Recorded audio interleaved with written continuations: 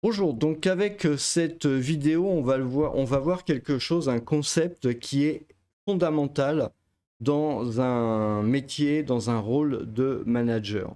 Hein, c'est vraiment quelque chose, c'est un peu, si vous voulez, l'essence, le carburant du manager. Sans cet aspect-là, il n'y a pas de management possible. Hein. Et pour ça, je vais m'en référer à un livre donc j'ai pas mal étudié à une époque, hein, avec toutes les œuvres complètes en fait de Nicolas Machiavel. C'est tout simplement L'Art de la guerre de Nicolas Machiavel. Et oui, il n'y a pas que Sun Tzu qui a écrit L'Art de la guerre. On a en Occident quelqu'un qui a écrit aussi quelque chose sur l'art de la guerre. Donc voilà.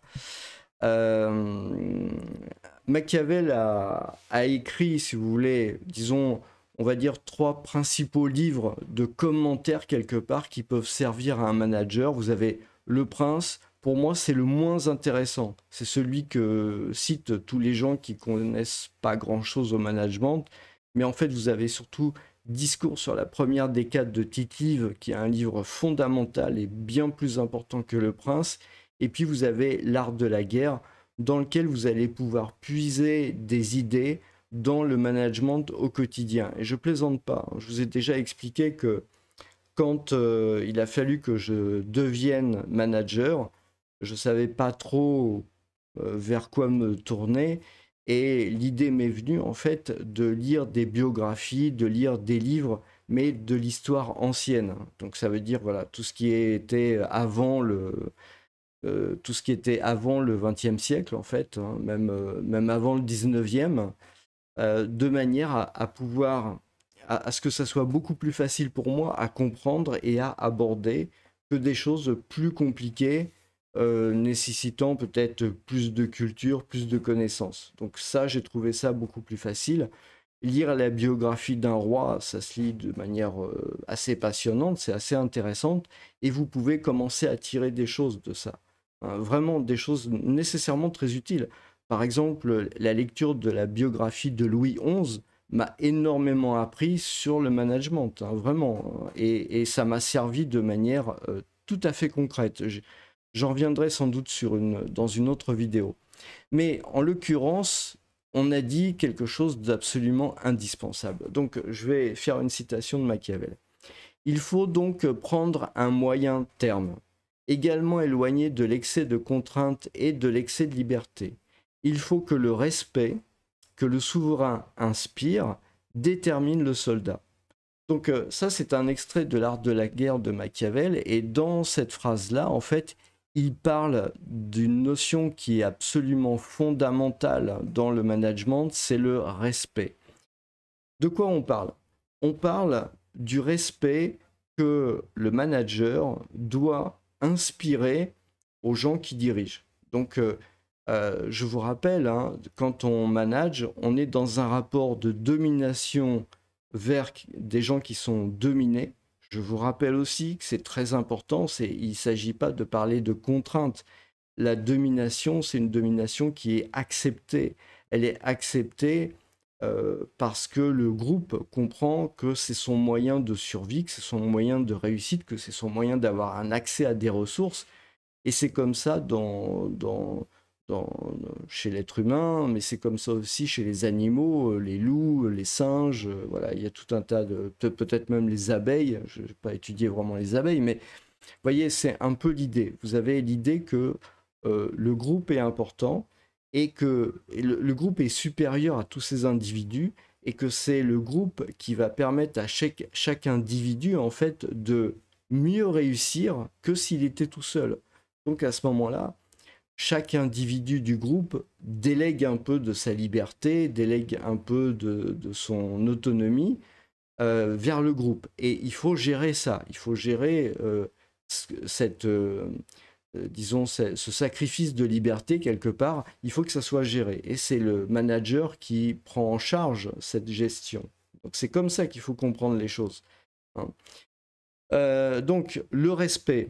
Le respect, alors je vais déjà expliquer la phrase parce que c'est de l'ancien français, hein, enfin, en l'occurrence c'était écrit en italien, mais je veux dire c'est de l'ancienne syntaxe, donc c'est pas nécessairement immédiat à comprendre.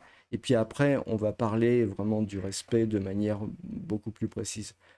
Il faut donc prendre un moyen terme. Ça veut dire, il ne faut pas avoir des excès dans un sens ou dans un autre. Donc, il ne faut pas être radical, hein. Également éloigné de l'excès de contrainte. Donc, c'est tout à fait ce qu'on dit, hein. C'est-à-dire que je vous rappelle que Machiavel écrit ça quand même à toute fin du Moyen-Âge, début de la Renaissance, hein. Donc, éloigné de l'excès de contrainte. Donc, il n'est pas question d'avoir de l'autoritarisme, hein. Et puis, se tenir éloigné de l'excès de liberté. Il ne faut pas non plus que ce soit le chaos et qu'il n'y ait aucune direction. Il faut trouver un juste milieu dans les choses. Voilà, c'est la première chose qu'il dit. Machiavel est quelqu'un de très très raisonnable, hein. Je veux dire, quand on lit ses écrits, ça n'a rien de spécialement maléfique ou ce genre de choses-là. C'est au contraire extrêmement posé, pour un gouvernement extrêmement stable, et c'est très important. Il faut que le respect que le souverain inspire, donc déjà, ça c'est un mot très important, que le souverain inspire. Ça veut dire que le manager, en fait, c'est lui qui doit provoquer le respect. Ce respect ne lui est pas dû, hein, c'est ça que ça veut dire, hein. Il faut que le respect que le souverain inspire, donc inspire chez les gens qui sont dominés.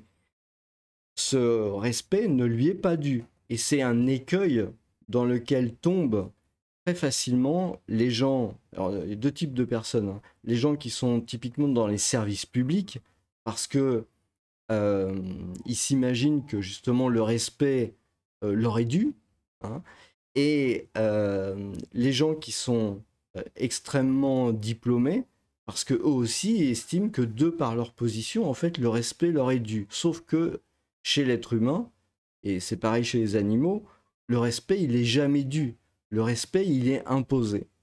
Alors, quand je dis le respect, il est imposé, ça ne veut pas dire le respect, il est imposé par la force. Ou plus exactement, ça ne veut pas dire il n'y a que la force qui peut imposer le respect. Oui, c'est vrai, le respect peut être imposé par la force. C'est le cas, par exemple, dans les armées. Les Romains, hein, les Romains, par exemple, avaient des punitions qui étaient extrêmement sévères, et donc il y avait un respect, il y avait une discipline dans l'armée romaine qui était vraiment de fer, parce que précisément, il y avait un respect qui était inspiré par la peur, il faut le dire. Mais en 2025, on ne fouette plus les gens, sauf dans certains clubs, pas des clubs de football, hein. Donc, si vous voulez, le respect, en fait, il peut être obtenu par le manager de plein de façons différentes. Je vais vous donner deux exemples, hein, opposés, diamétralement opposés. Si vous... Bon, tout le monde aime plus ou moins les sports, hein, et puis tout le monde travaille ou a travaillé plus ou moins dans une entreprise. Bon, si vous prenez quelqu'un dans une entreprise qui est un responsable qui a fait des études, bac+5, etc., est-ce que vous vous rappelez que vous respectiez ou que vous respectez vraiment cette personne? Et est-ce que vous le respectez au même niveau, par exemple, que votre sportif préféré dans le foot, dans le tennis, dans le golf ou dans l'art de manger le caviar le plus rapidement possible, hein? Voilà. Le truc, c'est que évidemment, vous allez avoir tendance à respecter, par exemple, le joueur de foot. Ou alors, ça peut être votre responsable si vraiment c'est quelqu'un qui est un très bon manager et qui a vraiment toutes les qualités. Mais généralement, c'est comme ça que ça va se passer. C'est-à-dire que vous allez avoir beaucoup de respect pour le joueur de foot. Pourquoi vous allez respecter cette personne? Parce que il aura montré des qualités exceptionnelles, parce que vous vous sentez vraiment proche de lui, parce que quelque part il y a un effet d'entraînement, il y a un effet de charisme, quelque chose comme ça, que vous ne trouvez pas chez le responsable qui a fait des hautes études, parce que c'est pas lié avec ça. Vous voyez ce que je veux dire? Donc, vous voyez bien en fait que Et le sportif, lui, il a fait quelque chose pour inspirer le respect. Hein, il s'est beaucoup entraîné, ça a été difficile, et finalement, il inspire le respect. J'ai pas dit que c'était un manager, hein, j'ai pas dit qu'il avait les qualités pour être manager, mais quand je parle d'inspirer le respect, je confonds pas ça avec le management. Je dis que c'est le carburant du management, mais c'est pas le moteur. Le moteur, vous devez l'avoir. Mais le respect, vous devez absolument inspirer le respect avant toute chose. Premièrement. Deuxièmement, vous devez vous assurer au fur et à mesure du temps qui passe que le respect que les autres vous montrent, eh bien, il est constant ou qu'il s'accroît. Et ça, c'est très important. Si à un moment donné, votre équipe ne vous respecte plus, pour des bonnes ou pour des mauvaises raisons, hein, peu importe, eh bien, à ce moment-là, vous échouez. Quelles peuvent être les raisons pour lesquelles les gens vous respectent en tant que manager? Il y a 150 000 raisons. Donc, ça peut être vraiment très variable. Vous pouvez être, par exemple, un alpiniste qui a réussi à monter au sommet de l'Everest et qui a réussi, voilà, quelque chose d'assez exceptionnel. Vous pouvez avoir une très belle voiture, je sais pas, une Lamborghini à plusieurs millions d'euros, et puis vous ramenez tous les matins avec. Vous voyez, c'est pas qu'il y a de bon ou de mauvais respect, c'est à un moment donné, vous imposez le respect pour une réussite, pour une de vos caractéristiques qui est avantageuse par rapport aux autres, etc. Mais c'est important de bien comprendre que le respect, c'est quelque chose donc, que vous devez de cette manière-là créer, mais que vous devez aussi nécessairement entretenir. C'est fondamental. Parce que si vous n'entretenez pas le respect que les gens vous portent, eh bien à ce moment-là, vous n'avez plus le carburant. Hein. Voilà, je pense en avoir dit suffisamment sur le sujet au niveau du fait que ça doit être inspiré et que ça vous est absolument pas dû. Hein. Je répète, hein, les gens qui sont dans la fonction publique pensent que on leur doit le respect parce qu'ils représentent l'État, etc. Les gens qui sont très diplômés pensent qu'on leur doit le respect parce qu'ils ont réussi les diplômes, mais le respect ne se commande pas chez les gens. C'est où on impose le respect par sa conduite, par ce qu'on possède, par des caractéristiques particulières, euh, mais on ne peut pas imposer par la loi, par exemple, le respect. Alors, aussi, la loi peut toujours dire vous devez respecter telle personne, mais c'est pas le respect, si vous voulez, qui sert au management. C'est pas le respect qui va être utile en fait pour la direction des hommes. Encore une fois, la domination, c'est pas quelque chose, c'est pas une contrainte, c'est surtout pas une contrainte, c'est l'acceptation. C'est pas du tout pareil. Hein. On n'est pas dans l'autoritarisme.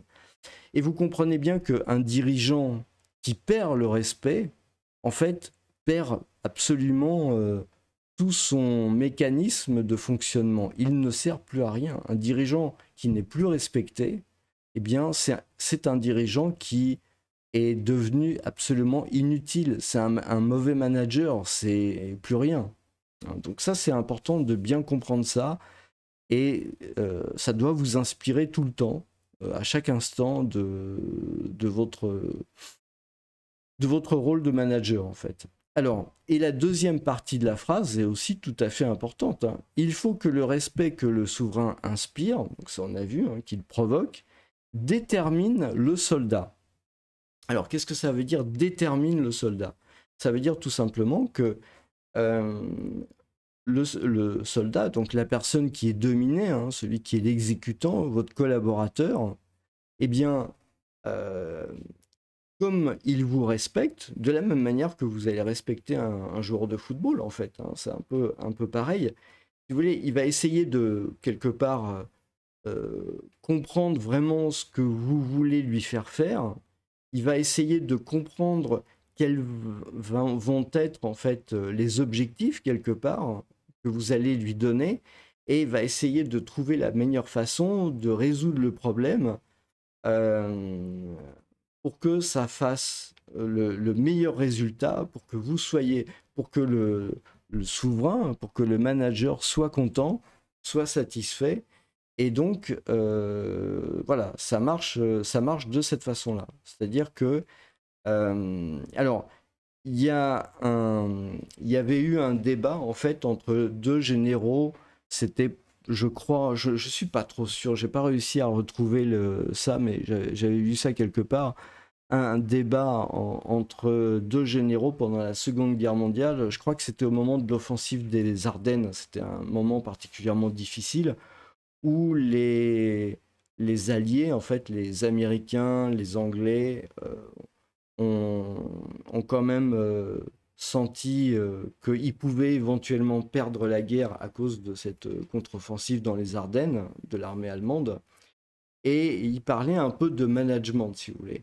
Et euh, il y avait un des généraux, je ne me rappelle plus lequel, qui expliquait le management des hommes, en fait, la manière dont il fallait gérer les gens. Et si vous voulez, il a demandé un plat de spaghettis, un plat de spaghettis, et il a dit, vous voyez, il y a deux façons de gérer les gens.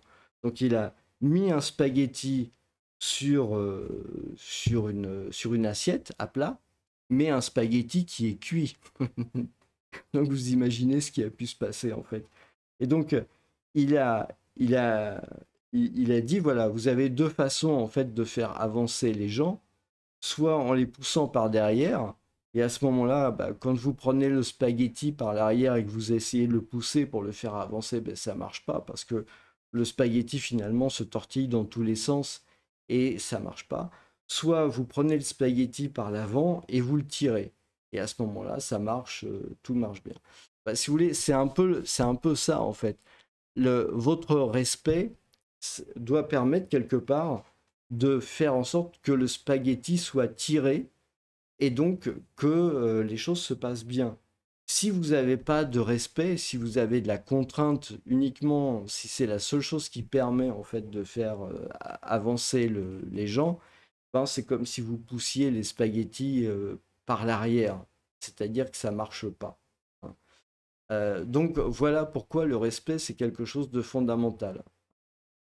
Vous avez aussi un autre aspect sur le respect. C'est pour ça que, avant toute chose, ça veut dire quand vous intégrez un nouveau poste, hein, quand vous commencez à recruter des gens, quand vous commencez à former votre équipe, c'est pour ça que le respect est particulièrement important à ce moment-là. Pourquoi? Parce que ça, c'est un autre endroit dans l'art de la guerre, mais je n'ai pas voulu tout montrer en fait. Vous avez une autre citation où il parle que il faut le respect pour pouvoir appliquer une sanction ou pour pouvoir récompenser les gens. Parce que une fois que les gens, les collaborateurs ont accompli leur travail, eh bien, il doit y avoir quelque part un jugement sur leur travail. C'est-à-dire que un manager, il doit nécessairement vérifier si le travail est fait correctement, hein, si les choses se sont passées correctement. En aucun cas, d'ailleurs, entre parenthèses, et ça c'est un écueil dans lequel tombent beaucoup de gens qui ont du mal avec le management, ou du moins les débutants, c'est participe au travail. C'est pas comme ça qu'il faut faire. Le manager, il est vraiment là aussi pour juger le travail au final. Et donc, il doit nécessairement appliquer une récompense ou appliquer une punition. Alors évidemment, en 2020, on ne fouette pas les gens. Hein. C'est évident. Quand je dis punition, c'est une façon quelque part de noter que ça s'est mal passé. Après, vous gérez ça avec à la manière dont vous le pensez et dont les lois aussi vous contraignent quand même. Euh, mais je veux dire par là, voilà, il doit y avoir quelque part la reconnaissance que le travail il a été positif ou que le travail il a été négatif. Et les deux sont nécessaires. Il faut absolument que le bon travail soit récompensé hein. Et il faut absolument que le mauvais travail, au contraire, soit pénalisé. Mais il faut les deux. Ça veut dire qu'il ne faut pas qu'il y ait que les récompenses ou que la pénalisation. Il faut vraiment les deux, c'est nécessaire. Et un des rôles, une des choses les plus difficiles en tant que manager, c'est d'arriver à avoir un bon équilibre entre les actions, enfin les récompenses, on va dire, les choses positives que vous allez donner suite à un travail et les choses négatives. Et faire en sorte pour que tout ça, ça rentre dans le contexte dans l'entreprise. Et ça, c'est pas facile. Parce que ça veut dire que vous devez maintenir une balance et puis vous devez aussi maintenir un historique parce que quelque part, tout le monde va se rappeler hein, qu'il y a 5 ans, vous avez fait ça parce qu'un tel avait fait ça. Et 5 ans après, les gens se rappellent encore. Hein, et donc, voilà, ils vont se comporter par rapport à ça. Vous devez nécessairement garder un équilibre, une fidélité aussi à vos récompenses positives ou à vos récompenses négatives. Voilà, on va dire ça comme ça, ce sera plus politiquement correct. Et donc c'est ça c'est vraiment le rôle du manager. Si vous vous trompez dans cet aspect-là, le respect que les gens vous portent en prend un coup, et à ce moment-là, c'est un problème pour vous. Donc c'est le genre de choses, il faut vraiment bien y avoir réfléchi. Et vous ne pouvez pas, ça aussi c'est pour les gens qui débutent, mais vous ne pouvez, ou qui ont une nouvelle équipe, vous ne pouvez pas donner des récompenses, ou vous ne pouvez pas punir, c'est un mot qui est trop fort, j'aime pas ce mot-là, mais il n'y a rien d'autre qui me vient à l'idée pour l'instant, je suis désolé. Vous ne pouvez pas pénaliser, on va dire, quelqu'un, même si vous pensez que c'est juste, hein, et d'ailleurs même si c'est juste dans l'absolu, tant que ces personnes ne vous respectent pas.